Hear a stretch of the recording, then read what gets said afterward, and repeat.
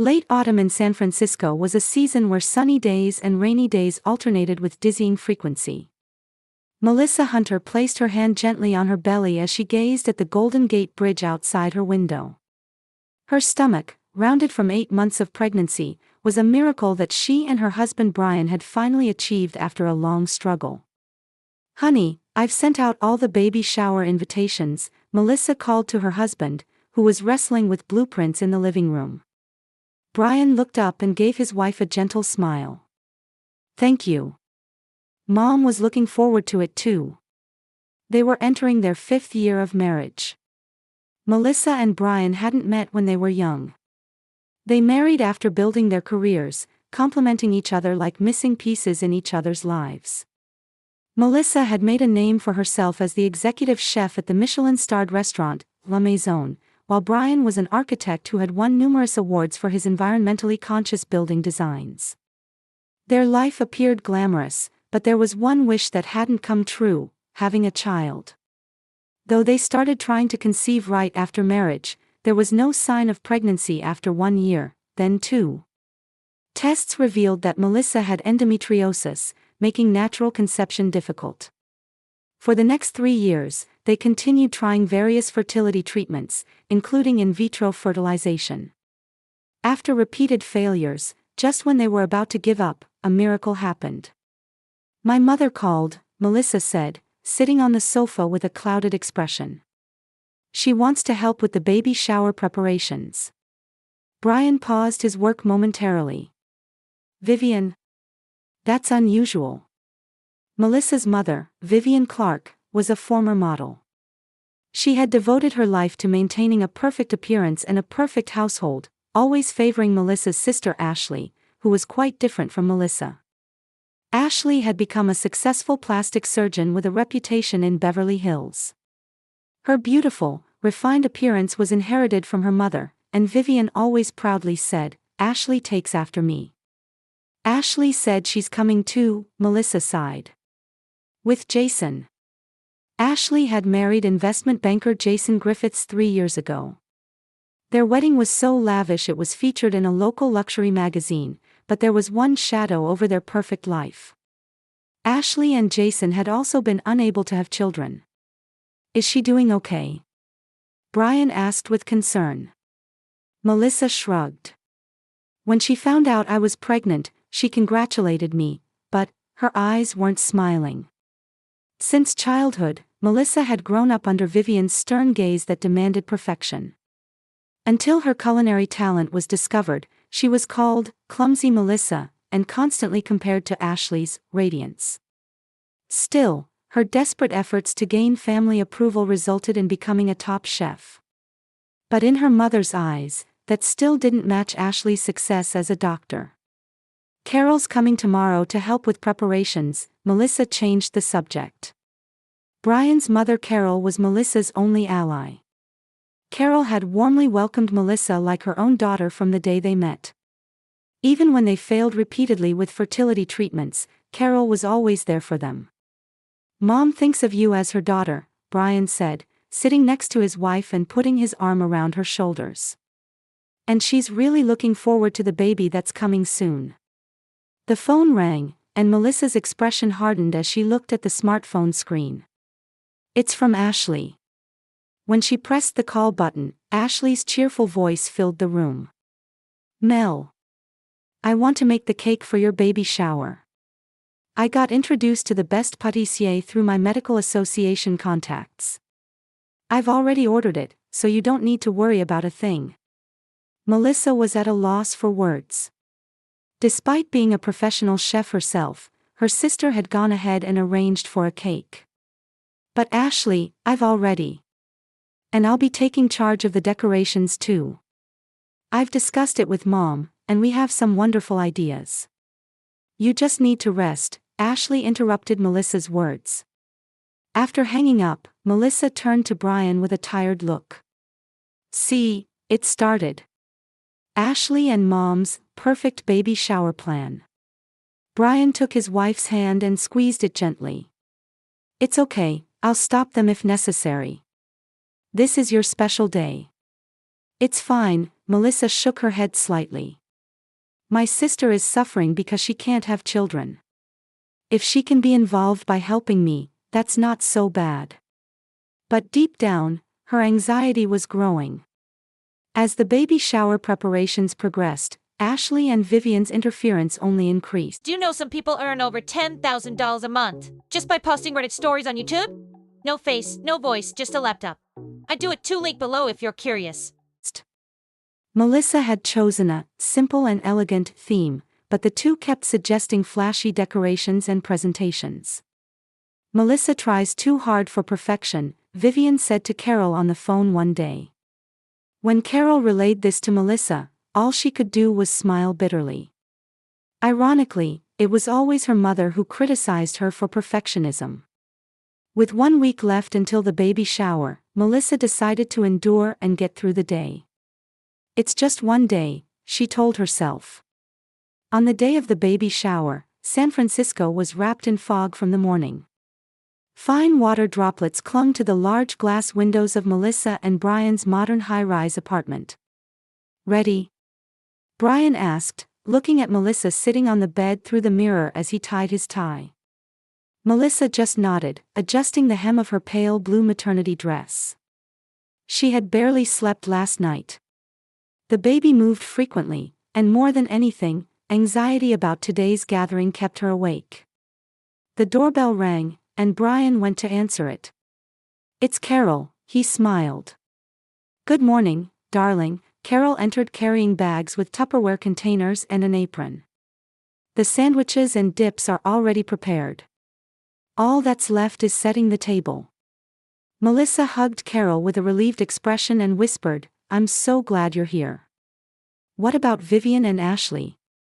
Carol asked quietly as she headed toward the kitchen. They're coming later. They said they're bringing decorations, Melissa sighed. After 10 o'clock, guests began to arrive one after another. Melissa's fellow chefs, Brian's architectural firm colleagues, and neighborhood friends. The living room was decorated with blue and white balloons, and a "Welcome Baby" banner hung on the wall. People gathered around the table filled with Carol's homemade snacks, and gentle conversation and laughter filled the room. At 11:30, Ashley appeared wearing a vibrant pink dress, accompanied by the sound of the elevator. Her husband Jason followed behind her, carrying a large box and a bouquet. Melissa. Ashley rushed to her sister and embraced her. I'm sorry we're a little late. But look. All of this is a surprise for today.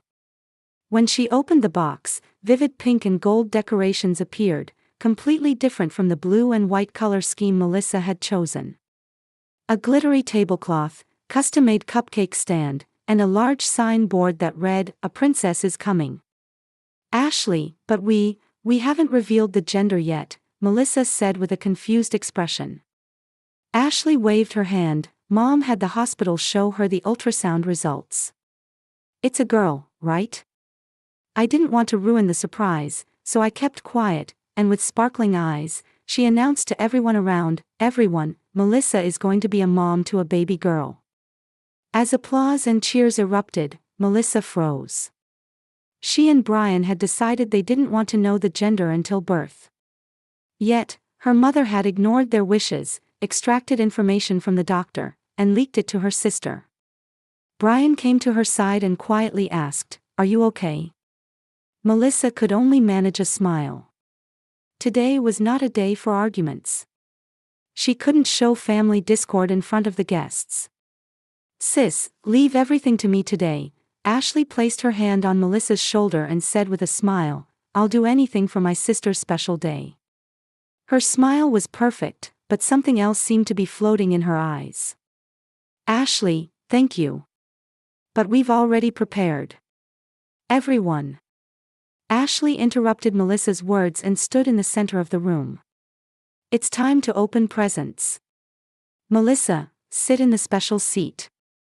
Ashley had already prepared a chair decorated with pink ribbons in the corner of the room. Carol approached Melissa and whispered, that girl seems strange somehow. It's okay, Carol, Melissa said gently. My sister is struggling with infertility, she just wants a little attention. But Carol shook her head. No, it's not just that. Those eyes, you should be careful. Melissa understood what Carol was trying to say. Ashley's eyes had a different light than usual. She seemed overly excited, or perhaps scheming something. But Melissa thought it was just jealousy. Having her sister be the center of attention at her baby shower while unable to have children herself must evoke complex emotions for Ashley. Here, this is from Brian's mother. Ashley handed Melissa a package with Carol's name written on it.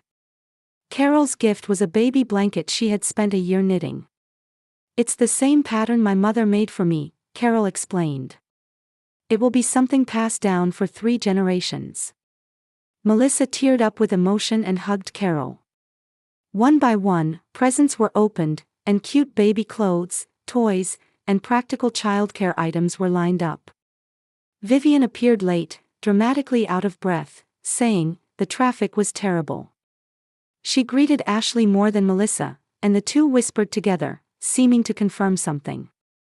Now, everyone, when Ashley stepped out and returned, she was holding a large cake. The 3-tiered cake was covered in white cream, with small sugar shoes decorating the top. "This special cake is my gift. I had it custom made, Melissa, it's your favorite lemon flavor." The cake was indeed magnificent.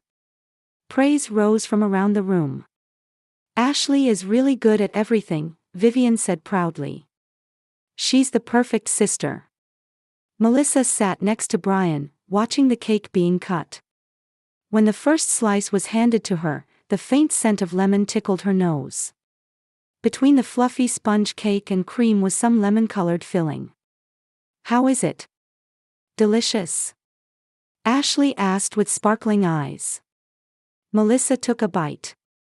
The balance of sweetness and sourness was perfect, but there was a slight strange aftertaste. Perhaps it was due to the changes in her pregnancy taste buds. "It's very delicious, Ashley." "I'm glad," Ashley smiled with satisfaction. "I used a special recipe."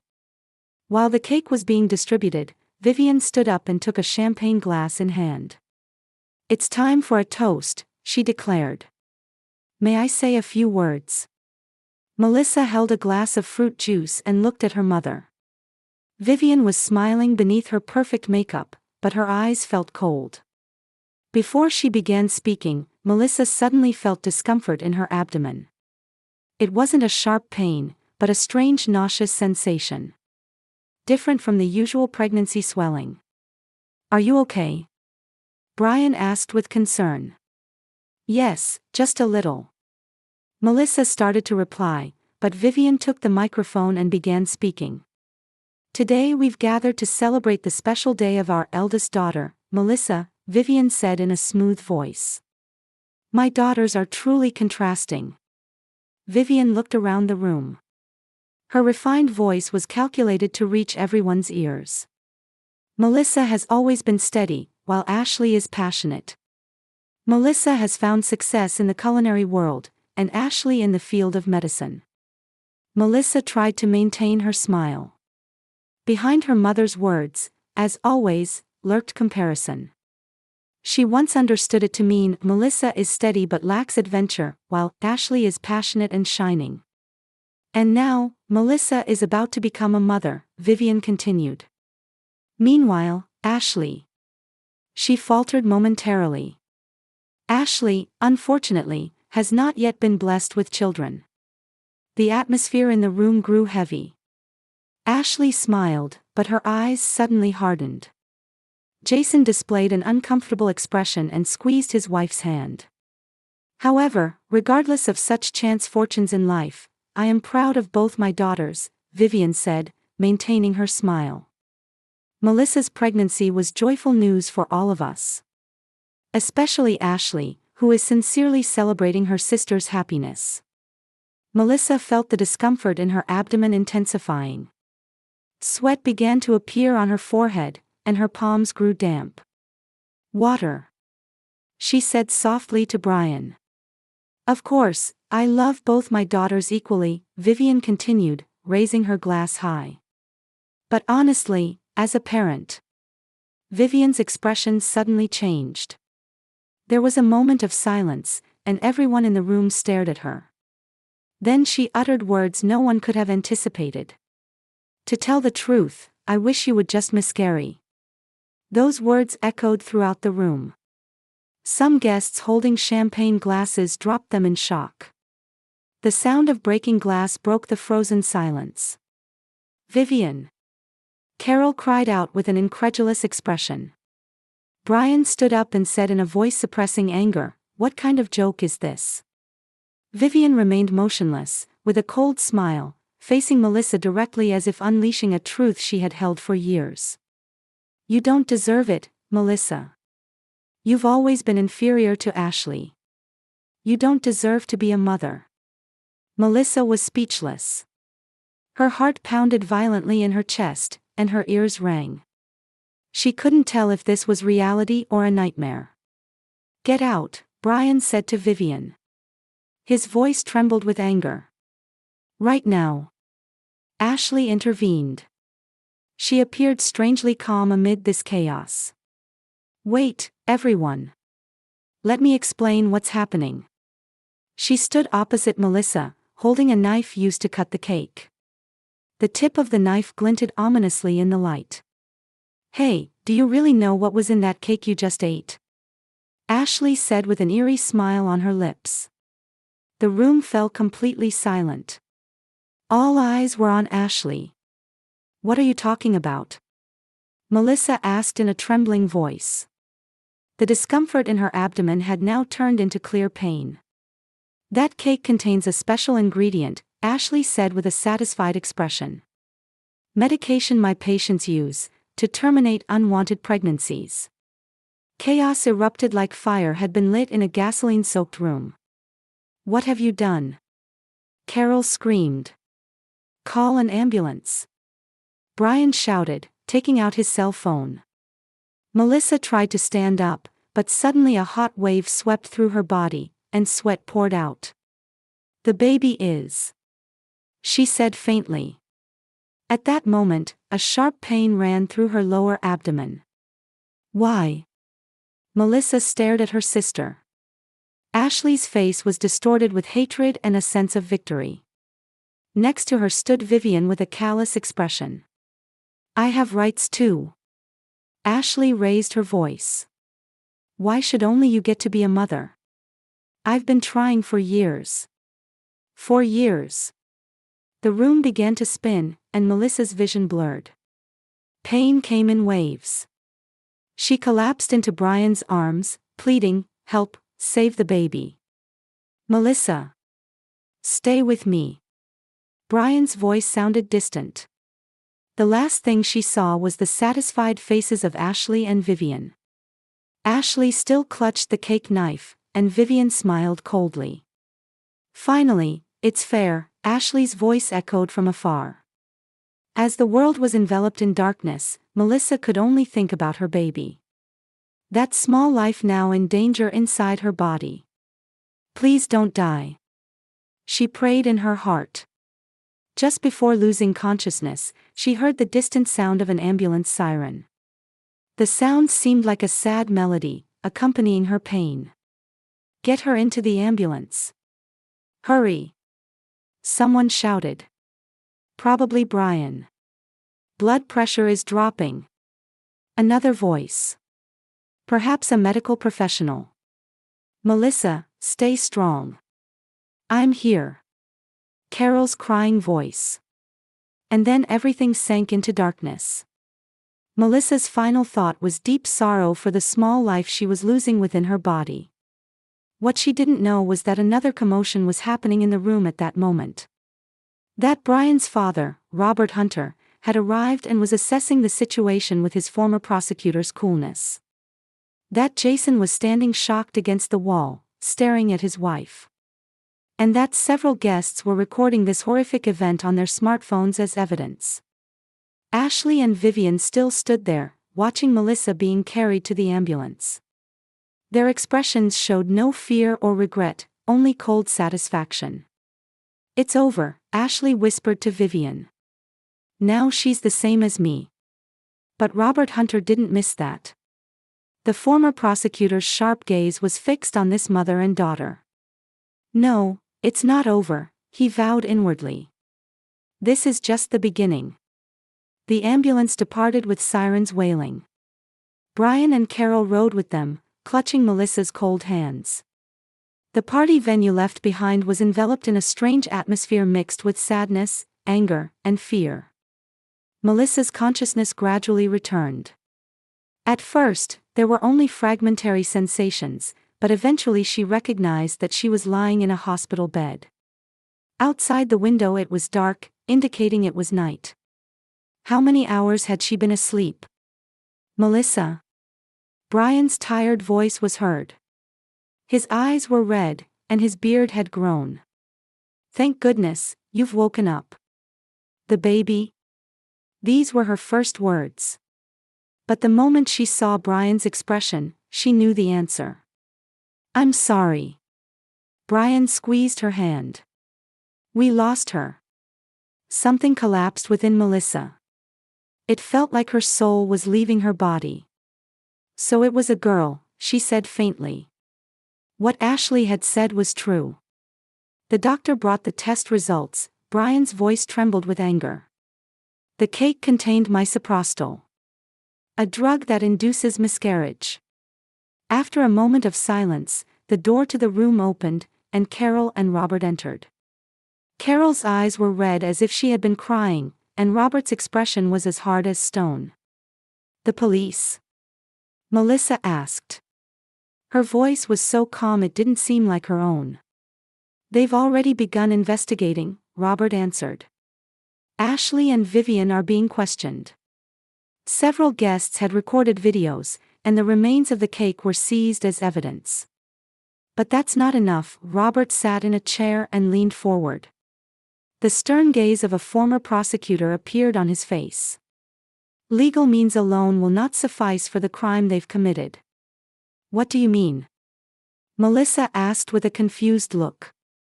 We need to deliver justice to them as a family. Robert's voice was low and filled with determination. They're not just criminals. They were family members. And they betrayed the family. Carol sat next to Melissa's bed and took her hand. You are our family now.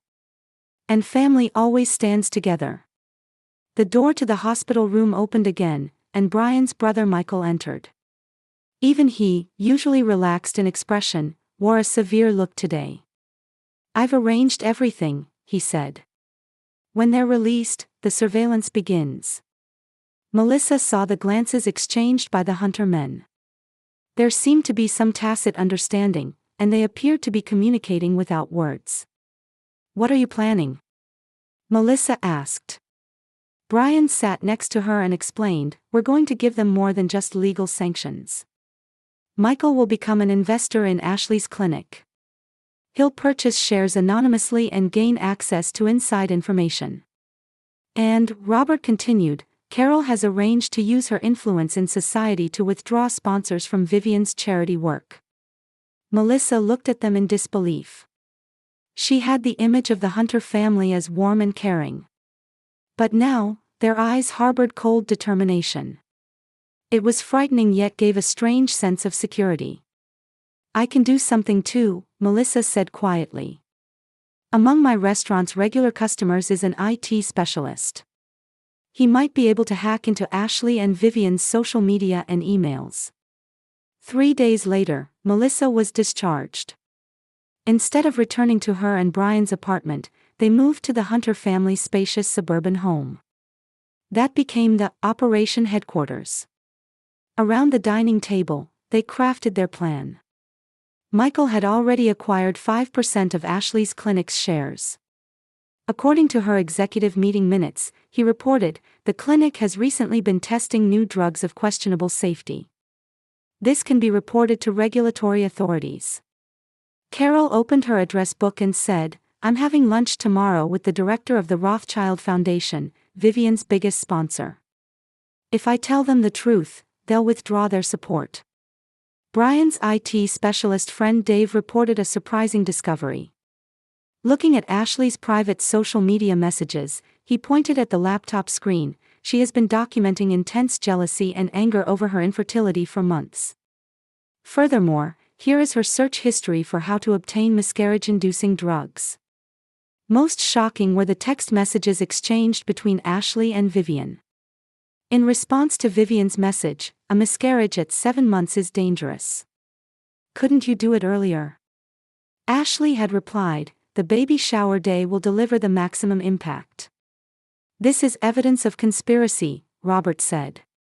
However, illegally obtained evidence cannot be used in court. "But it's different in the court of public opinion," Carol said. "Melissa, it's time to make your voice heard to the world." A week later, Melissa held a press conference at a local television station. Before the cameras rolled, she took a deep breath. "I am Melissa Hunter," she began with a trembling voice, but gradually regained strength. "Last week, at my baby shower, my mother Vivian Clark and my sister Ashley Griffiths intentionally killed my baby." Her words spread beyond local media to national news. Headlines like, "Jealous Sister Deliberately Kills Sister's Baby," and "Horrific Conspiracy by Socialite Mother," circulated across the internet. Ashley's clinic immediately lost patients. No one wanted to be treated by a baby-killing doctor. Vivian lost her standing in society overnight. Former friends avoided her, and invitations stopped coming. In police interrogation, Ashley initially denied the presence of drugs. But as evidence mounted, she finally broke down. "I had the right to have children too," she screamed in the interrogation room. "Why should only she get to be a mother? Why do I have to suffer for years?" Vivian remained calm until the end. "If Ashley couldn't have children, I didn't want Melissa to have them either," she admitted coldly. "Melissa was always second best. She doesn't deserve to be a mother." Thus, the Hunter family's revenge steadily progressed. Amid her grief, Melissa was saved by the strength of her new supportive family. And in her heart, love for her lost baby coexisted with cold anger toward those who took that life away. On the day the court verdict was delivered, San Francisco's sky was covered with heavy clouds. Melissa and Brian, along with the Hunter family members, left the courtroom with solemn expressions. Ashley received a 12-year prison sentence for intentional drug administration causing fetal death, and Vivian received an 8-year sentence for conspiracy. But the Hunter family's revenge wasn't over yet. "I've talked with Jason," Brian told the family at the dinner table. "I offered him a deal to save his company. If he proves he wasn't an accomplice and provides information about Ashley's hidden assets, we'll protect his management rights." Jason immediately initiated divorce proceedings from Ashley and provided information about her hidden account of $2 million in the Cayman Islands. Those funds became compensation for Melissa. Carol fully utilized her influence in society, quietly warning those who had once been close to Vivian. "Those who support them will also be against us." As a result, the mother and daughter had 0 visitors in prison, left completely isolated. About a year and a half later, Melissa and Brian began applying for adoption. At the same time, they were exploring surrogacy as an option. "Let's walk 2 paths simultaneously," Melissa suggested. "Any child who comes to share our love is welcome, no matter how they arrive." During their adoption screening, Melissa's father Thomas made several attempts at reconciliation. "I'm sorry I couldn't protect you," he said. But Melissa had no intention of repairing her relationship with her father. "You could have stopped Mother's actions. But you remained silent. That's the same as being an accomplice." 3 years later, on a spring day, Melissa and Brian's living room was filled with children's laughter. Their adopted daughter Emma had turned 2, and twin boys Jacob and Joshua, born through a surrogate, had just started walking. Carol and Robert adored their grandchildren, and Sunday family dinners had become a new tradition. Ashley and Vivian's names were rarely mentioned in the house anymore. Melissa had made it clear to her family that she had no intention of seeing them again, even after their sentences ended. "Who's my real mommy?" Emma asked one day, sitting on Melissa's lap. Melissa thought for a moment, then answered gently, "Real family is what you choose with love. Just as Emma chose us, we chose Emma." That evening, while hanging a new family photo, Melissa wrote small on the back of the picture, "Bonds chosen, thicker than blood." After putting the children to bed, she stood by the window, gazing at the San Francisco night view. The pain of the past would never completely disappear. But now, she had found a new happiness. When Brian embraced her from behind, Melissa smiled quietly. "We all have the right to choose our own family," she whispered. It was proof that she had overcome the pain of the past and found her true family.